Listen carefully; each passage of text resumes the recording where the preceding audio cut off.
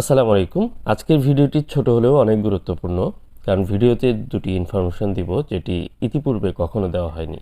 তো যা হোক, ফেনী থেকে শাহিন ভাই ফোনটি পাঠিয়েছেন। আসলে পোকো X3 প্রোর ভিডিও দেখে উনি ফোনটি কিনেছিলেন। ইদানিংকালে আমার ভিডিও দেখছিলেন আর পোকো X3 প্রো ডিভাইসটি হঠাৎ করে বন্ধ হয়ে যায়। আর ফোনটি যার কাছ থেকে কেনা হয়েছে তিনি বলেছেন যে ফোনটি এখনও পর্যন্ত খোলা ফিটিং কিছু করা হয়নি।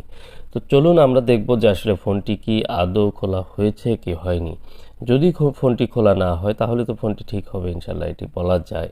কারণ আমার ভিডিও যারা এতদিন যাবৎ দেখছেন তারা কিন্তু এই বিষয়টি মোটামুটি অবগত হয়েছেন যে এই ফোনগুলো যদি একবার খারাপ হয়ে যায় সেটি কিন্তু রিপেয়ার করা পসিবল। তবে অবশ্যই ফোনটি ফার্স্ট টাইম আমাকে দিতে হবে। আর বর্তমানে রিপেয়ার করতে গিয়ে খারাপ হয়ে যাচ্ছে এ ধরনের ফোনের কাজগুলো নিতে পারছি না, দুঃখিত। অনেকেই ফোন করেন, নক দেন তাদের আইসিগুলো ড্যামেজ হয়ে যাওয়ার পরে। তো এই ফোনগুলো আসলে কাজ এখন নিতে পারছি না, প্রচুর পরিমাণে এই ধরনের কাজ রিসিভ করা হয়েছে। দেখুন, মেন গুরুত্বপূর্ণ যে ইনফরমেশনটি, এই ফোনটি ফার্স্ট টাইম আমি খুললাম এবং কি এটির ডিসপ্লে প্যানেল এবং মাদারবোর্ডে কোথাও কোনো থার্মাল পেস্ট দেওয়া নেই।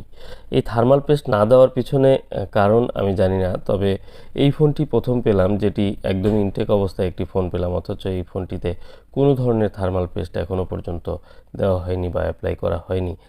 আর পোকো X3 প্রোর মতো প্রসেসর যদি থার্মাল পেস্ট না দেওয়া হয়, এটি আমার মনে হয় বড় ধরনের একটি ভুল। তো এটি কোম্পানির একটি ভুল ছিল হয়তোবা। তো যা হোক, এটি আনঅফিসিয়াল ফোন হতে পারে। আর এই ধরনের ফোনগুলো অনেক সময় মাদারবোর্ড আলাদা আলাদাভাবে ফোনগুলো এনে তারপর ফিটিং করা হয়, এরকম কিছু বিষয় থাকতে পারে। তো যে কারণেই এই ফোনটি হয়তো থার্মাল পেস্ট মিস হয়ে গেছে। তো ভিডিওতে আমি আসলে রিবলিংয়ের কিছু পার্ট আমি স্কিপ করে গেলাম, কারণ রিবলিংয়ের সবচেয়ে গুরুত্বপূর্ণ পার্ট কোনটি আমি আপনাকে বলে দিচ্ছি। বিশেষ করে যারা আমার সাবস্ক্রাইবার বা যারা আমার কাছে ফোন পাঠান দূর থেকে কুরিয়ারে, যেমন এই ফোনটি কুরিয়ারে ফেনী থেকে পাঠিয়েছেন, ওনার রিকোয়েস্ট ছিল যে ভিডিও করার জন্য। তো আমি থার্মাল পেস্ট কিন্তু দিয়ে দিলাম, আমি কিন্তু ভুল করিনি। কোম্পানি ভুল করলে আমি ভুল করিনি। তো আমার উদ্দেশ্য ছিল যে এই ভিডিওতে দুটি ইনফরমেশন দেওয়া। একটি হচ্ছে এই থার্মাল পেস্ট ছাড়া ফোনটি ফিটিং করেছে, তারপরেও কিন্তু ফোনটি চলেছে দীর্ঘদিন। তো যা হোক, ভিডিও রিকোয়েস্ট ছিল যে কারণে ভিডিওটি দিলাম। দ্বিতীয় একটি ইনফরমেশন, সেটি হচ্ছে ইদানিংকালে আমি 2-3টি ফোন পেয়েছি যেগুলো এই ফোনগুলোর ব্যাটারি রিপ্লেস করেছেন যারা, তাদের অনেকেরই ভালো মানের ব্যাটারি রিপ্লেস করেছেন, বাট এই ফোনগুলো অন অবস্থায় চার্জ হচ্ছে, সব ঠিকঠাক মতো চলছে। বাট এই ফোনগুলোর ব্যাটারি একদম নীল হয়ে গেলে পরবর্তীতে আর ব্যাটারিটি চার্জ হচ্ছে না, মানে ফোনটি নীল হয়ে অফ হলে চার্জ হয় না।